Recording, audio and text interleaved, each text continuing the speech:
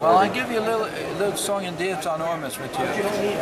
Ormus elements there's 13 elements in the middle of the periodic table down here. They go from mercury, gold, platinum, iridium, osmium, ruthenium, rhodium, palladium, silver, and copper, nickel, and cobalt. They have an ability to change their structure and lose their electrons, and they become chemically inert. So a typical atom of gold, which normally has an atomic weight of 196, when it loses its electrons, the outer electrons they combine and form Cooper pairs. They become whirlwinds of light. They shrink down in size, and so let's say you had a typical element that was the size of a tennis ball. It'll shrink down to about the size of a jelly bean. All its outer electrons move, and then the shielding is redent, and everything gets pressed down, and because the outer electrons become whirlwinds of light, it's rolling at the speed of light, so they get high spin nucleus. The nucleus becomes a high spin, shrinks down to the size of a jelly bean, becomes chemically inert, and actually is equivalent to one of the inert gases. See, in the periodic table over here, you have the normal inert gases from neon down to krypton and radon. Gold, which normally is 196 molecular weight, because of develops its diamagnetic field, levitates 4/9 of its weight on the Earth's magnetic field, it becomes equivalent to a 109 molecular weight, which is between xenon and krypton. So it's an inert gas, and it belongs over in this part of the periodic table. We have to change the periodic table to make room for these elements in here. But we know they're over here. I know, my understanding is, if you look at go to the Handbook of Physics and Chemistry and look at the boiling point of xenon, it's not a point, it's a range. It's up, it has plus or minus 3 degrees centigrade boiling range for a xenon. And xenon's a single element, it should have one boiling point. The reason it's different is because it absorbs and reacts and combines with these different inert gases here, and they form what I call azeotropes. An azeotrope is two elements, you're getting a good point, two elements that combine in a liquid state that do not separate on boiling. So they combine, that's going to change the molecular weight of this, and the boiling range is going to change. So that's why xenon is plus or minus 3 degrees centigrade, because it forms azeotropes with some of these Ormus elements who are like gold, or platinum, or iridium. So the Ormus elements then are formed from other elements? Formed from themselves when they lose their electrons. Gold metal becomes gold Ormus, not from another material, but just it loses its electrons, changes its structure, changes its equivalent atomic weight, and its chemical activity completely disappears. All chemical activity is due to the outer electrons. If you lose your outer electrons, you lose your chemical activity, and they become inert gases. These things are inert because the outer electrons form a tight ring, and so they don't combine. And these don't combine because they have no outer electrons to start with. So the idea, it sounds like then, is since these Ormus elements, since many of them might be potentially gases, right, but by restoring them to their normal state, you could recreate those. Convert back into the metal. But see, so they're in the gas form, so they're in everything. You hear of these things, they have a diamagnetic field, so that means that they have a magnetic component. You heard of the runner's high, you heard of the mountain climbers high, or you heard of the yogis sit there and breathe uniformly, get this, they're bringing in this magnetic energy, it's energizing their soul and their spirit, and they go into, out here it's mañana, which is tomorrow, so they're in, you're getting goosebumps again, you're telling absolute truth, you get it. And it brings magnetic energy into the body, and the spirit is magnetic, so you're energizing the spirit with these breathing exercises. So it's in the air. And as a result, it's in the ground and it's in the water. These elements are in everything. David Hutton says, everything you breathe, everything you drink, everything you step on contains Ormus elements. They're tiny little jelly beans as compared to tennis ball, moving in and out of everything. But what is unique about them is they find a crystal structure like quartz that's in here. Quartz has a crystal structure, has uniform magnetic and electric fields in there. They go in there and they find like a little energy nest and they stay in there. Whether it's quartz or magnetite or hematite or zeolite, all these different crystal materials contain these Ormus elements. And they're in there for a while and then they go out. But while they're in there, if we put those things, beer bottle or something into it and heat it up and get it in a liquid glass, well, it's in the glass form and we heat it with the microwave, we stir these things apart, we release electrons. Those electrons are able to be picked up by the Ormus and they can reconstitute them from the Ormus element, chemically inert, to a metallic state. So in a sense, it's almost like dehydrating an atom, except instead of removing your water. You're taking part of it, you're building it back in. You're taking it from a chemically inert, we add electrons back to it, becomes a metal, and once it becomes a metal, just wait 1 second, I'll bring it right over.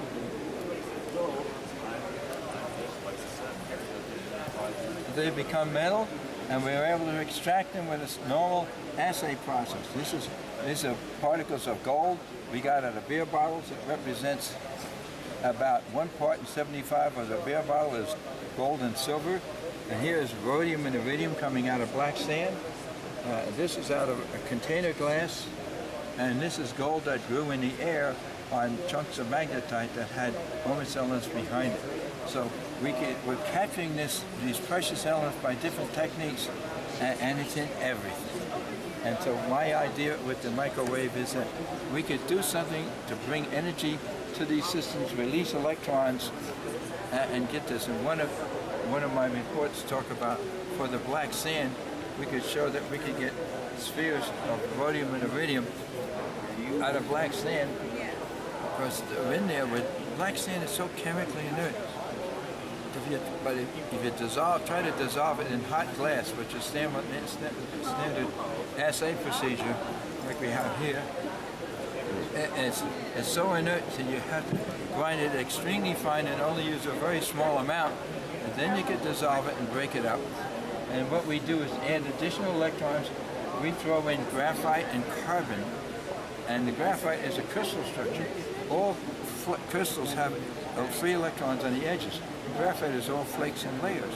So if you put graphite in this hot melt, it adds extra electrons. So it's another way of adding electrons. Besides the stirring action of the microwave, which tears atoms apart and releases electrons, we add stuff into the mix to make it happen better. And that's what we've developed in this whole process. It was first discovered when I wrote in my little DVD, first one called Growing Gold. This DVD gives an understanding of the Ormus concept, what I was just talking about, and the process that we use to convert them. Now, with the DVD and the other materials that you brought to the conference, is there some place that people could visit online to purchase those or to learn more? No, well, you take my business card here, and my email. My email is jvmilewski. This is John Vincent, jvmilewski, at AOL.com. And I don't have a website which I sell from. But I have an email, you could talk to me and tell me you want to get into the act on this. Right now, if you look on this table, these are the type of units that we're selling to do the assaying, melting, and smelting. And that's what I talked on Thursday. I was here, spent 2 hours talking about how, with a typical microwave, kitchen-type microwave, you can melt and smelt and assay and compel precious elements with not very expensive equipment. So it's jvmilewski at AOL.com. At AOL.com. Wonderful. Good. So one of the questions I had, John, is that if the Ormus elements are bound or in the same mix as the inert elements, inert gases. Yeah, they form what I call azeotrope solutions. They're mutually soluble in each other. Do you think if you took, for example, a xenon tube or a krypton tube and put it in some environment like a magnetite environment, it might increase the amount of Ormus elements collected by the magnetite? No, I don't think so. I think it's only what's in it. But you know, if you go down the hall here, you see a guy with you go in his room, he says healing by light. Right. Well, he's got hundreds of little tubes, all full of different gases he's ionizing. And I think that half of the power of that healing that comes from that is that he's got gases that are not just chemically inert like krypton and xenon and neon, but they're combined with Ormus elements, which have a diamagnetic component. So in addition to light, they're getting magnetic energy. And all healing takes place in the spirit. The spirit is magnetic energy. So you energize the spirit, you energize the healing. You're getting goosebumps again. John, why don't you talk for a minute, while he's got the camera on you, about your magnetite water? Oh yeah, what it is, you see over that disc, there's a pile of magnetite in there, and what magnetite or is? black sand. Black sand, but there's black sands in Hawaii, but that's just black lava. This is black sand that's magnet. Regular black sand is magnetite, and magnetite is Fe3O4, and it's not a magnet, but it's a one of the most magnetic intense material. It's a magnetic susceptor and concentrates. The way it works, it concentrates the Earth's magnet. Look at this here. Assume that this open void structure here, there's all magnetite around here, and this is a tube here. Now we stick a bottle of water in here, and it gets energized because the magnetic energy, what magnetite does, it concentrates the Earth's magnetic field. You take that, your magnetometer, you measure it out here, let's say it's a half a Gauss, 0.4 or something like it. You measure it in there, it's about 2.5 to 3. So it's 5 to 10 times stronger.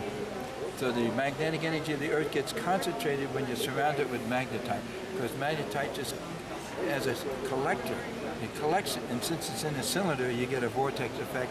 The Earth is rotating, there's a little whirlwind of magnetic energy in there. And you put your bottle of water in there, it gets activated, and you drink that stuff. It's what I call Starbucks for the soul.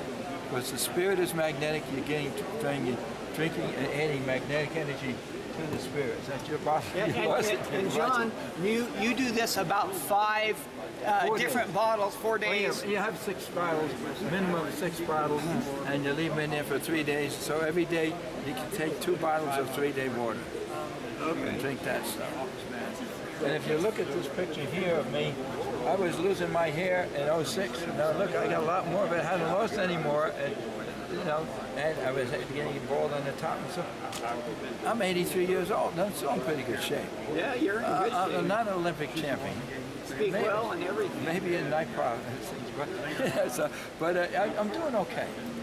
I have a little low. So I know that in the last conference, you and somebody who came with you spoke about your work with perhaps one of the labs, maybe Ascendia Labs or one of the other labs, where maybe you were trying to do some resonant